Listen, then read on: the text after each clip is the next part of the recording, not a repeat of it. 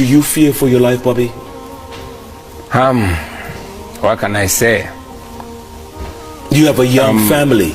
Yeah, for now, there's nothing more to fear. I always feared for the worst. The worst has already happened. So there's nothing anymore to fear. But to be very honest with you, I'm a human being, and many times I fear for my life, man. I love my children. I want to see them grow up. I want to see them graduate. I want to see them get married. I love my wife. I got a young family, and every day they fear for the worst. Every day I fear for the worst too. But again, I fear growing old in a messed up country even more than dying. Yeah.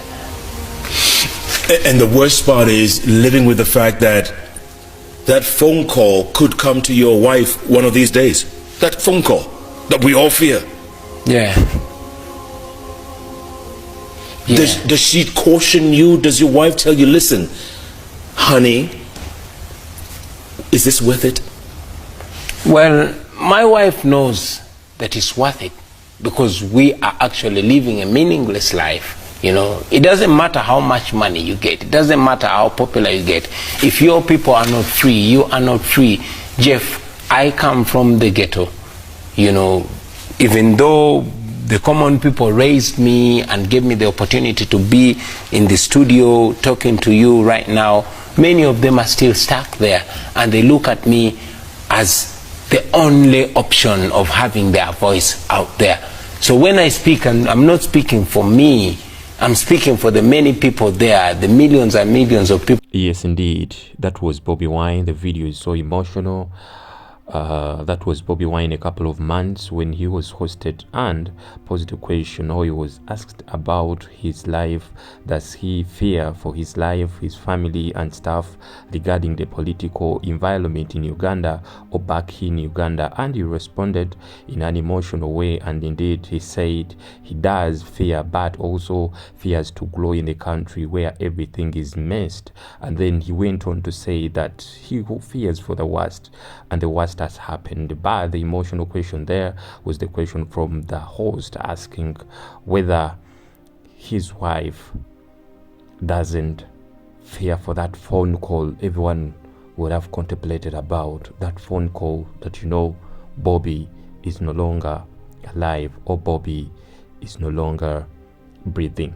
It is very heartbreaking, and I just wanted to start with that before we dive into today's bulletin, and I think we should start right away. This is Views Exclusive, the credible source. I appeal to you, anyone who is new here, please do subscribe, like the video, and stay updated with first-hand information. Now, after the 48 ultimatum lapse, Gen Muhoozi Kainerugaba has come out again to utter or to unleash another caution towards Bobi Wine or Robert Kyagulanyi Ssentamu, and then the mocking name Kabobi, as Gen Muhoozi Kainerugaba addresses him on his X account or the former Twitter. However, on the other side, Bobi Wine is also continuing to release other footages and videos of him while in hiding, defying all the odds put over to him. Bobi Wine now has released another video alleging and accusing the government of Uganda for repression and other atrocities committed against Uganda, naming Uganda that Bobi Wine is not safe to live in Uganda. Apparently, Bobi Wine, who is in hiding, has also faced criticism from the General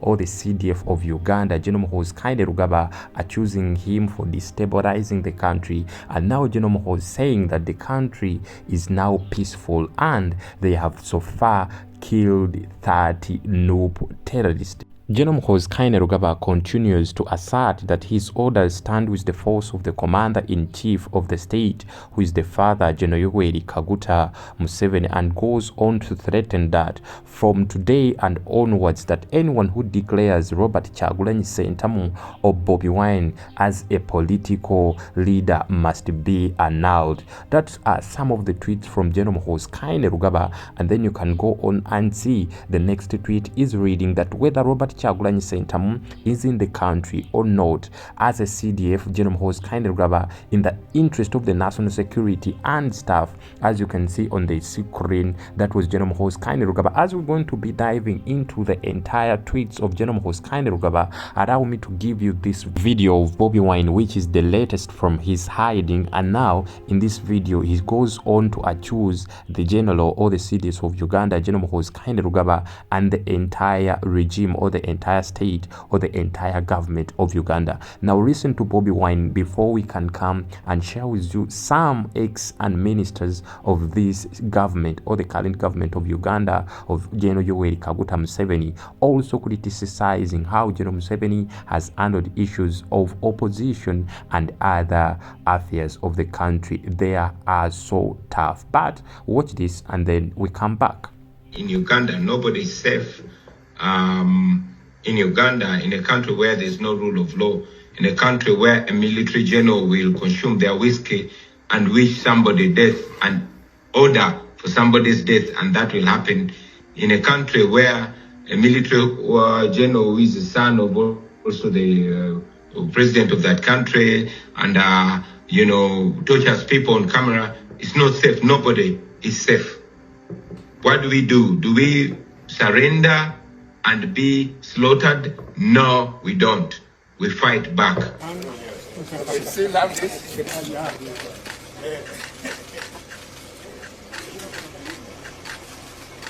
As this is happening right now, and an election just got rigged in Uganda, the East African community is watching, the African Union is watching.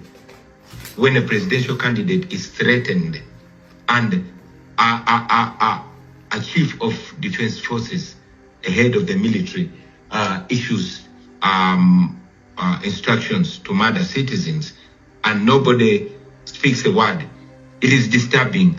But this is not just a problem of Uganda, it's a problem of East Africa, of the world. We were told that, injustice somewhere is a threat to justice everywhere.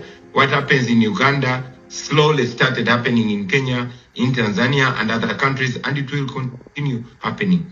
That is the opposition leader Robert Kyagulanyi Ssentamu, Bobi Wine, one of the latest videos released from his hiding. Right now, no one knows the whereabouts of Robert Kyagulanyi Ssentamu, and now his family has continued to come out to appeal to the security operative to vacate their premises, citing that they have come short of supplies like food and stuff, and they have denied access to their house from those who can deliver some foodstuffs to them. That was Bobi Kyagulanyi Ssentamu recently communicated that through her Facebook and X account, calling on the security or operative to do vacate their premises after denying the party Secretary General Lewis Lubongoya to deliver some food supplies and other groceries to their home. Now, I want you to watch this video of the ex-minister of this government, the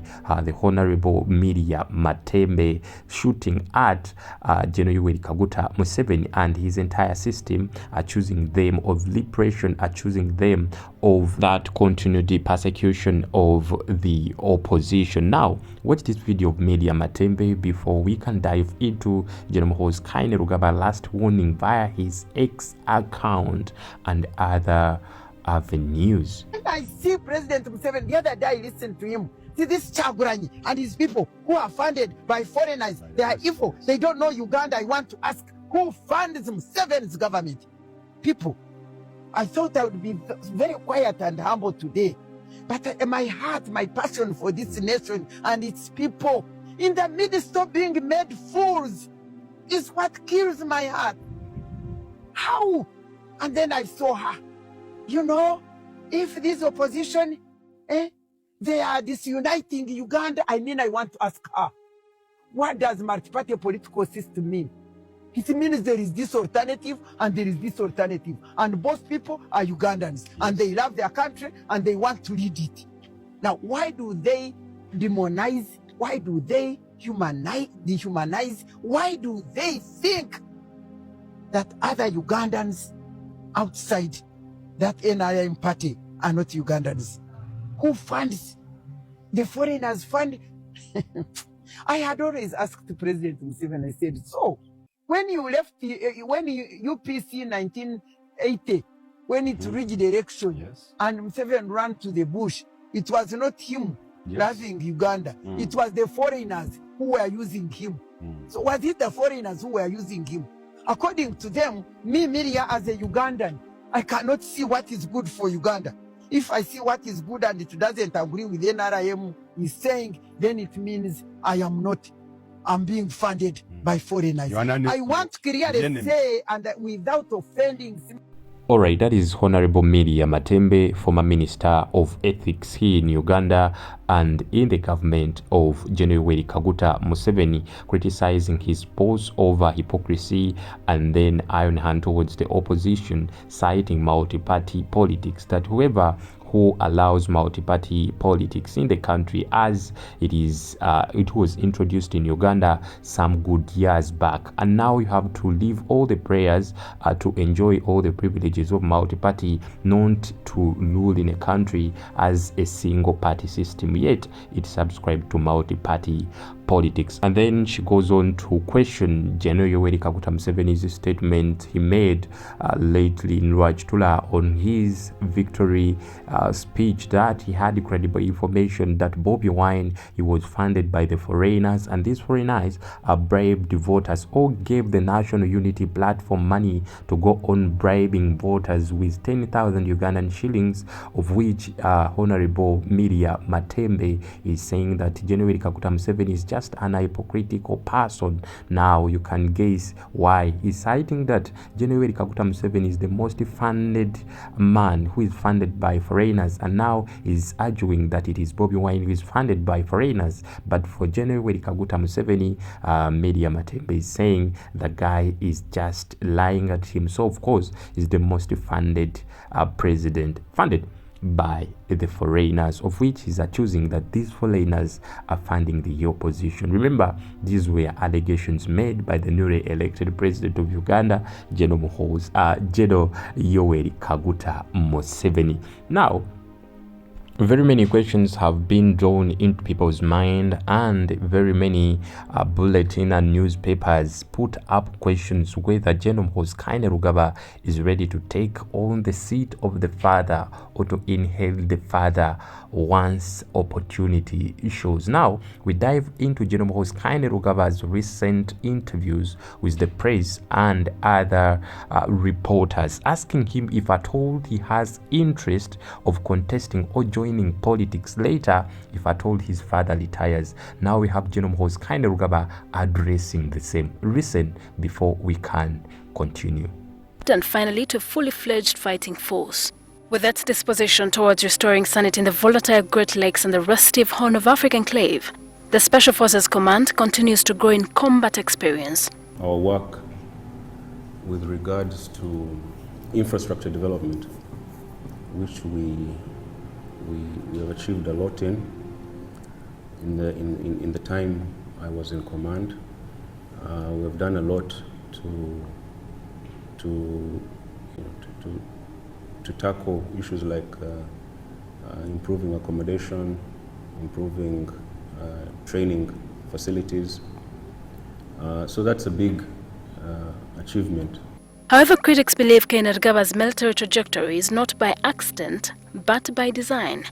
A coterie of young cadet officers, intake 6, graduated on September 21, 2000 at the Gaddafi School of Infantry. Amongst them was Kainerugaba, who joined the elite Sandhurst and Fort Leavenworth military academies. Some observers believe that the military seeds planted in Kainerugaba will later sprout and help him to ascend to the presidency as part of a carefully calibrated plot orchestrated by his father. It's a theory he discounts. That so-called project is non-existent. It simply does not exist. As a presidential advisor, Kainerugaba will have the modicum of freedom to understand the rough and tumble of elective politics while keeping an eye on security. Observers believe this will give him a deep understanding of civil relations after spending over 16 years in the army. As far as this new position,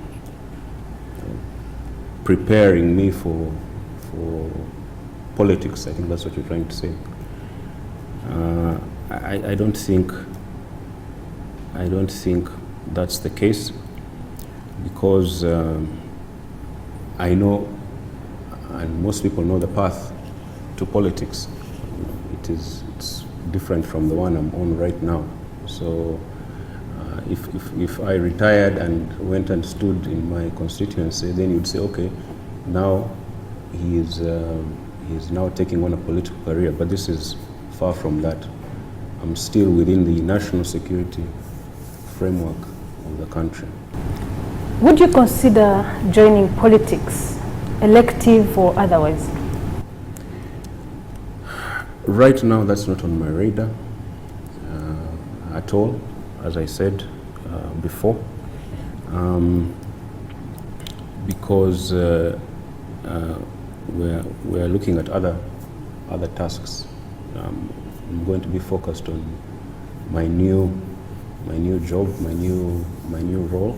I'm not considering a political career right now.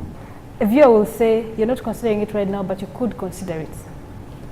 Again, we're back to hypotheticals. I don't like dealing in hypotheticals. The Chief of Defense Forces says he does not believe in hypothetical, is not going to discuss into hypotheticals and the future or imaginary examples. And then he said apparently by the time they made that interview that he was not intending to stand for any political position, but then he is making rounds on social media, most especially on Twitter, and his tweets are being interpreted by very many people as that this guy is now being prepared or is now ready to take on the father's race, the father's position. And now the wife to the incarcerated Dr. Kizza Besigye Kano came out 3 days back and said his husband,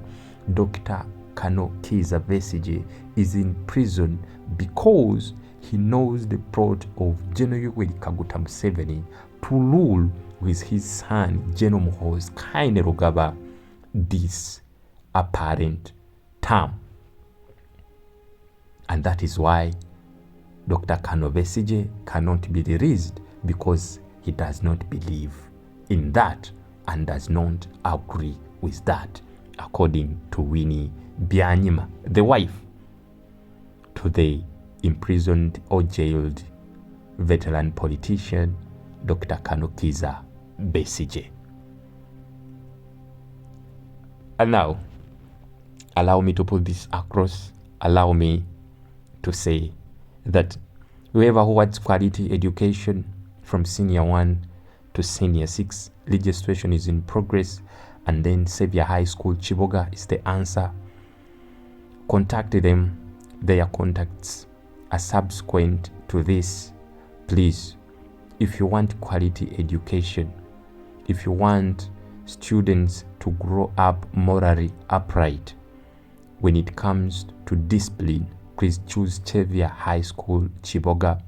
Academically, it is performing better countrywide. In the neighboring district, it is the first choice. It is standing in the first position, second and the fifth, and then other schools come. And then before I conclude, please have this.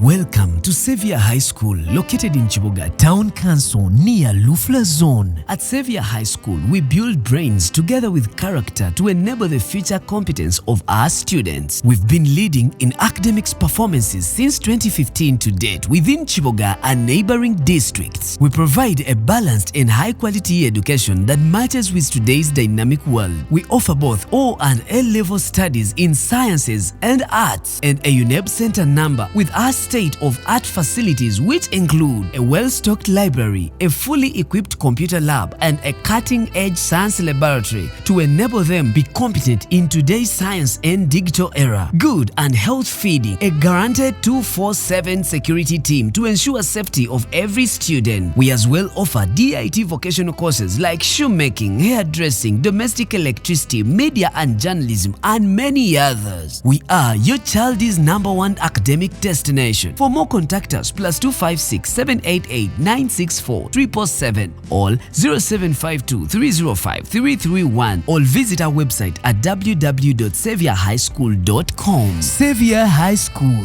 God, our shield to conquer.